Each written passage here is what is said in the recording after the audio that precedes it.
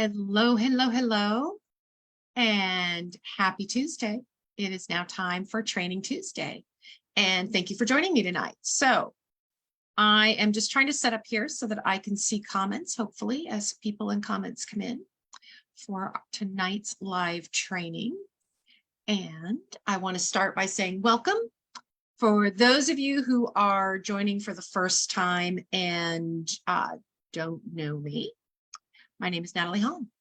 I am CEO of Dirty Girls Consulting, and you are here for Training Tuesday. And if you're new to the group, we are here each week on Tuesday nights, 6 o'clock Eastern time, 3 o'clock Pacific, to talk about all kinds of things relating to confidence and leadership and accelerating our careers and building up those skills that we need to ask for that promotion or raise, or to go have a difficult conversation, to lead a team, all that good stuff.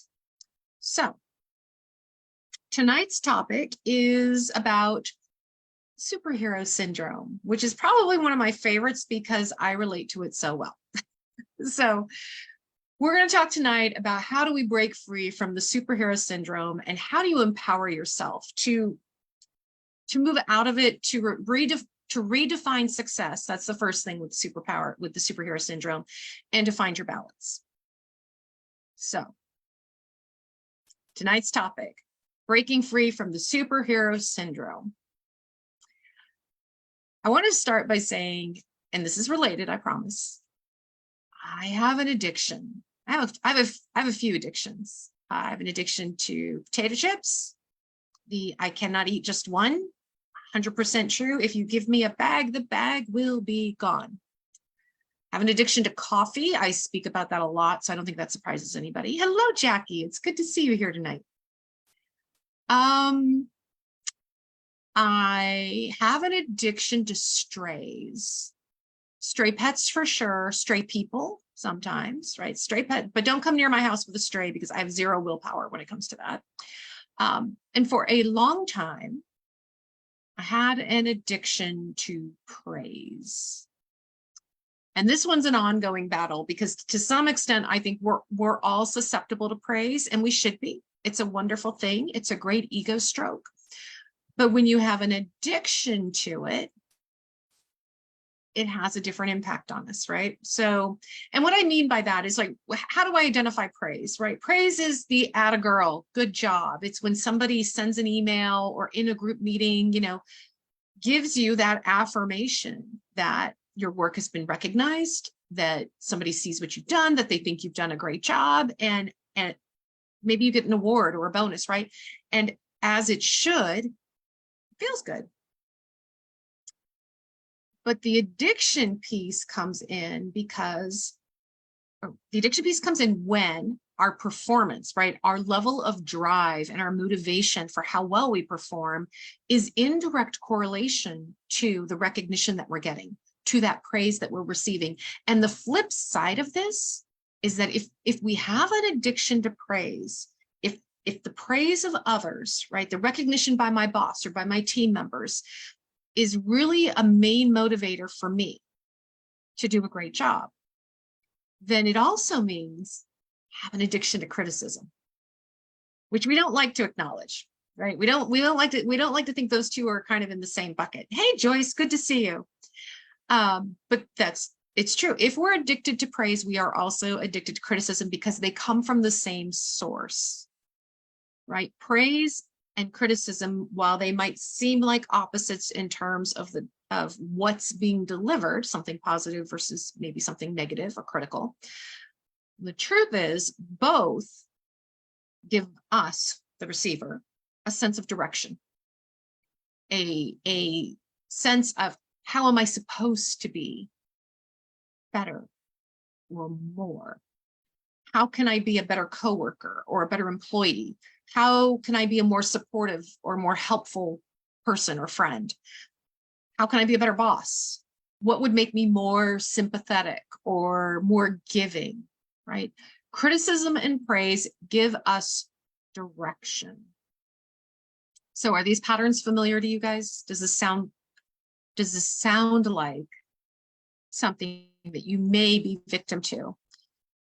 If it's not feeling familiar yet, let me point to what happens when we are susceptible to criticism and praise. We tend to work longer hours. We tend to work on projects that are not ours to own. We do side jobs, or we help people out with things that aren't really in our sphere, but we can, so we do. When you are susceptible to criticism and praise, you will often take on additional workload, even if you're already tapped out, right? You're already stressed, you're already maxed out, and you will still take on more. You will do things that other people ask you to do because you don't want to make them uncomfortable. You will not do things in order to not make somebody uncomfortable. You will take on something just so that somebody else doesn't get upset, right? So we're navigating when we are susceptible to criticism and praise. We are navigating trying to get the praise rather than the criticism, and not upsetting everybody, which means that when I am in that mode the most, it means I'm very reactionary, because it is the feedback I am getting from others. It is their great job, or their, you know, what you really should do is, it's those comments that drive what I'm about to do, what I'm about to say. And that's what brings forth this profile that we call the superhero profile. Because the superhero works harder than anyone else to show that they can. So the superhero profile is one of 5 profiles that are identified as kind of the top or the key profiles that pop up under the banner of imposter syndrome. Now, regardless of how you feel about imposter syndrome and that phrase, and you've heard me say before, I don't love the phrase imposter syndrome. When I first heard it, and this is 10 years ago, I did not identify with imposter syndrome until I read the description. And then I realized it's not like it's an illness or anything that we have. What it is it's a way to identify the voice in the back of your head that says, are you sure you've got that? Are you prepared enough? Are you qualified enough? Are you smart enough? Are you fast enough? Are you pretty enough? Are you thin enough? Are you enough? It's that voice. And what happens in imposter syndrome is when that voice gets loud, it starts directing our actions. And now we are the victim of what we call imposter syndrome. So it's the voice in our head. This particular voice profile, hi, Jesse, is what we call the superhero. The superhero who works so hard to prove that they're not an imposter. And they prove it by working hard at everything. Everything. Superheroes hold themselves to a higher standard and a higher expectation than they hold anybody else. But for them, it is imperative that we do things and we do them well, and that we do all the things. They feel an overwhelming need to succeed in all areas of their life, work and home. And the feelings, the insecurities of imposter syndrome get triggered when one of those is out of balance, when something isn't working exactly right. And that's the ironic piece, right? Is the superhero profile beats herself up the most for not having work-life balance. And yet she's the one who makes it the hardest on herself to have work-life balance, because she's working so hard at being the superhero at work. And when you spend all your energy trying to be all the things and do all the things at work, you don't have a lot of time left for playing paintball with your kids, having dinner at home every night, going to the yoga class, taking a painting course, right? You don't have enough time for that. So we beat ourselves up for not having work-life balance, and yet we're the ones who make it almost impossible to have a healthy work-life balance. So if you're not identifying with superhero yet, I want you to consider this. You might be a superhero if your phone is always on. Your phone is always on and you take the calls. You are constantly picking up your phone and checking your messages, checking text, checking email, and you respond right away. You respond immediately as they come in. If you have a little bit of that FOMO, fear of missing out, that if you don't take the call, if you don't respond to that email, well, then somebody else might respond first. And then they're going to be perceived as the better team player, the better support system, the person who was there, right? That's what keeps us in this game. That's what keeps the phone on. That's what keeps us answering, is this FOMO, this fear that if we don't do it, we will be seen as having let other people down. We only say no. We only say no to a favor, a request, an action, if we genuinely cannot, absolutely cannot do it because we've already committed to somebody else or something else. And the decision is, who are we more willing to let down? Because we don't want to let anybody down.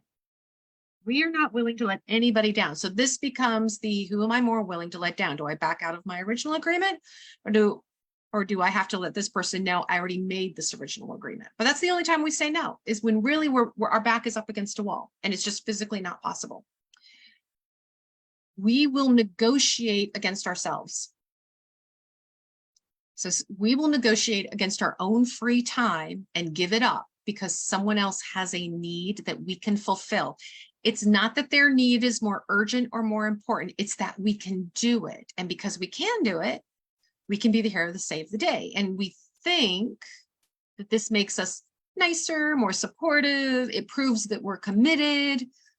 But what we're really doing is negotiating against ourselves and knocking out of balance, right? That work-life balance I was talking about. So does any of this sound familiar to you guys? Hey, Jesse. 100%. Yeah. Does any of this, if any of these pieces sound familiar to you, you might have a piece of superhero syndrome at work. And the challenge with this one, and why this I think is one of the trickiest of the different profiles in imposter syndrome, is that on the surface, these qualities sound great. These qualities are nice. We're being supportive. We're being kind. We are available. We're helpful.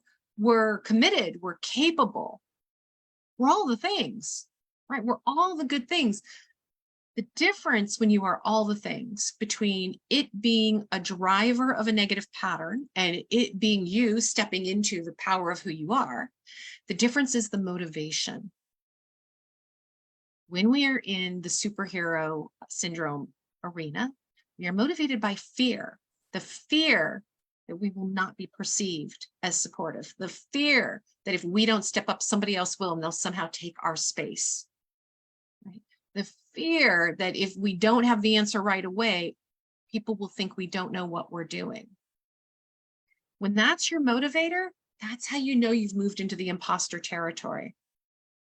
And what happens is what we give up in being this super supportive, super capable, super available person, we give up our own goals. We give up our own needs. We give up our own time. We give up our own forward motion to what we want to achieve just to prove that we're basically a good person, that we're qualified for the job we already have. So when you think about that, working harder to prove your worthiness to other people, to cover up your feelings of being an imposter is probably the fastest way you're going to get to burnout. You are working so hard to prove a thing that, one, nobody's actually asked you to prove, and two, it's a stressful thing. It is incredibly stressful to constantly feel like you have to reiterate every day the proof that you are worthy, that you have the knowledge, that you have experience, that you know what you're doing, that you can make a good decision. So if this profile sounds like you, then what we want to talk about is, how do we start to create a new pattern? How do we step away from reactive mode? Because that's what we're in. We're in very highly reactive mode when we're in this mode of superhero. How do we step away from being reactive, and how do we step into being more intentional? to being a more conscious leader who intentionally makes choices about how she's going to spend her time. Because when she does that, that's when she's making progress against her goals, against the objectives she's setting for herself. And I'm talking about goals that are bigger than just the job you're doing today. Goals that are more than just getting to that next level paycheck or that next raise or promotion. I'm talking about your goals, right? It is about that. It is about making sure that you're doing all the things to get to that next level in your career, but it's also about how you build your life. Because the vision you have for your life is about more than just your current paycheck and your current title. It's about the paycheck and the title you expect a year from now, and 5 years from now, and 10 years from now, and however much longer you intend on working. So 3 ways to detach, right? 3 ways to detach from the superhero syndrome and to really start stepping into proactive, conscious leadership as opposed to reactive imposter syndrome.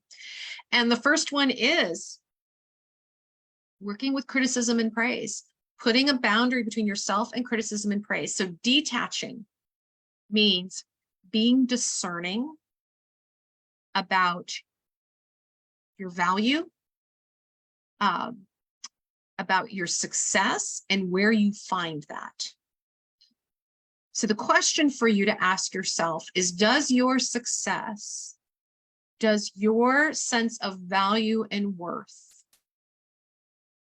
does it truly lie in the opinions of others? Or how could you redefine that? How could you define, how can you look at, let me put it this way, how can you look at criticism and praise as a tool that you can use? Because feedback is important. I'm not saying you ignore all criticism and praise, because as I said earlier, praise is a great ego stroke. I am not knocking that. We should all get praise. We should get all the time. We should give it all the time. But when it directs our actions, now other people's opinions are controlling us. So how do we step away from that? By not defining ourselves by the criticism or praise. If my boss says, I did an excellent job on this project, does it mean I'm an excellent employee? No, it doesn't. It means in that moment, my boss identified my work as being that of an excellent employee. It means in that moment, my boss recognized that I delivered value. But does his recognition or her recognition of that actually make me a valuable employee? Does it make me better than I am? It does not. It does not change my value. So we need to reframe. Criticism and praise are useful information for you to take in. They're tools for you to leverage, to sift through and say, is this criticism valid? And if it is, what can I do to shift so that I show up as a better, stronger version of me? Is that praise valid? Awesome. I'm going to celebrate that other people appreciate me for the work that I'm doing, for how I show up. Do we get praise that's unearned? Maybe sometimes we do, and in which case you take it for what it is. Thank you for thinking that. But the detachment from criticism and praise is the ability to step back and say, other people's opinions don't define me. They do not define me. They are valid inputs. It is nice recognition to have. It's that ego stroke that makes us feel good, but it doesn't define my actions or who I am. That's 1. 2, we hate this one, but it's so important, which is hold your boundaries. That work-life balance for the superhero is incredibly important, because the superhero profile wants to succeed at both, but can't, right? The fact that we're driven by other people's criticism and praise makes it almost impossible to have a healthy work-life balance. So this is where knowing what your boundaries are and sticking to them comes in. And this shows up in 2 places. I'm not just talking about the ability to shut down the laptop at 6 o'clock and go enjoy happy hour or start, doing something for yourself, head off to the gym. It is that. It is holding the boundaries at work of, this is where work stops. This is where my life begins. This is where Monday morning I clock out of, my weekend time and I clock into work. Absolutely, we need to have those boundaries. But it's also the boundaries inside your job that says, hey, Sharon, I appreciate that you want help on this project, but I don't have time to help you right now. I can't afford to do this right now. I have these 3 other priorities ahead of you.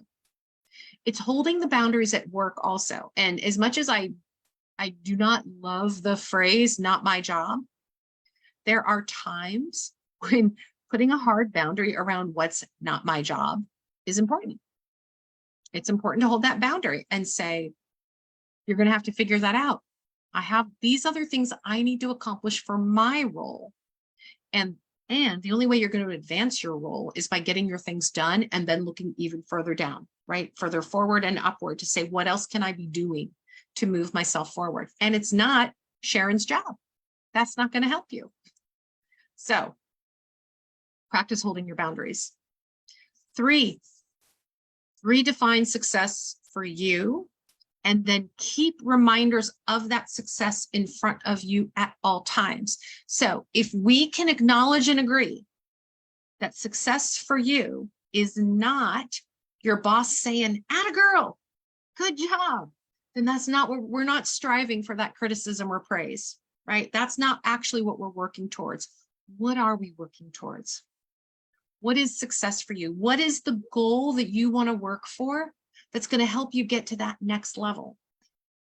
And whatever it is, have a reminder somewhere in your line of sight. So if you're sitting at a monitor at a desk all day like I do, then somewhere around you where you can see it, you post, here's my next goal, here's my next objective.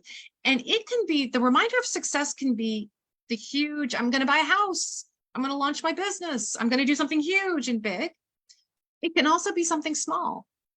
It can be my next vacation. It can be that shirt I saw on sale that I want, right? You can and should break down your goals into smaller achievable chunks also, right? So that you're constantly motivated. And then once you knock one down, you get the other one. I literally have behind my monitor right now a goal that I am saving for. It's not a huge goal. It's a piece of artwork. I have a brochure from an artist who I happen to love his work.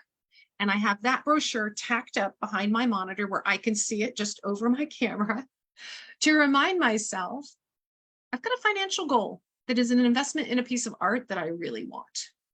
And that reminds me, if I happen to sit here and, I don't know, wander my way accidentally into Amazon, that maybe I don't fill the cart up with a bunch of junk I don't need because I have this other goal of something I know I really want.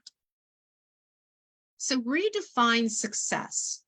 If we can check off success as not praise from my boss or from my mother or from my best friends, it's not somebody else telling me my value, but what actually shows my value. Success for me is how much I invest in and grow my coaching practice. Success for me is how much I help my clients move forward with their career goals. Success for me is being available for my kids when they need me. My kids are grown, so I don't have to schlep them around to, soccer practice or anything anymore, but they still call, they still need things, right? Success for me is being available when my parents need me.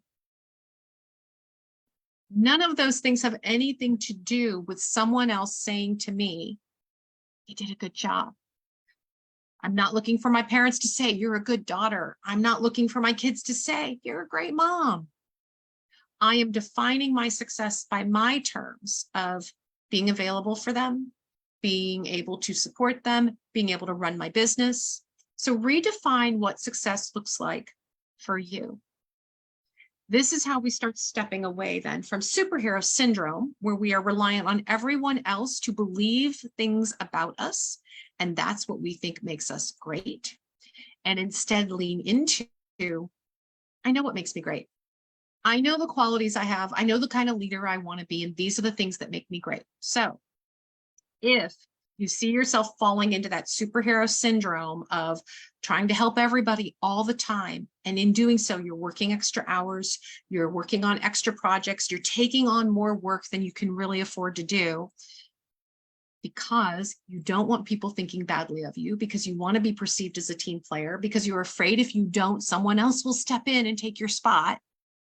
All superhero syndrome symptoms. I was trying to avoid the alliteration, but superhero syndrome symptoms, say that 12 times fast. In which case, the 3 things you need to do: detach from criticism and praise. Detach from it. It does not define your value. Figure out what does. Practice holding your boundaries. Set the boundaries around your personal time, set the boundaries around your work time, set the boundaries around your job. And 3 is redefine success. Redefine what true success means for you and take enjoyment in that. Give yourself reminders. It's not about what someone says or thinks about you. It is about what you build and you create for yourself.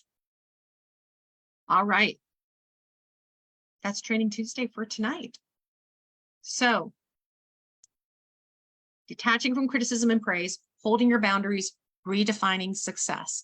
This is how we break away, right? We break free of the superhero syndrome, empower yourself, redefine success, find your balance. Now, before I let you all go tonight, one last thing. I have a workshop Saturday. Saturday is a workshop. It's free. I would love for you guys to sign up and join.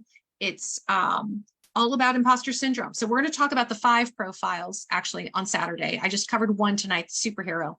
We're going to talk about all 5 profiles, but we're really going to work on how do we break away from this imposter voice, from it driving and controlling our actions and reactions, and how do we create a new voice that we move forward with? How do we turn the imposter into an ally instead of an enemy, right? Into something that motivates us and supports us instead of something that drains us and makes us feel terrible about ourselves.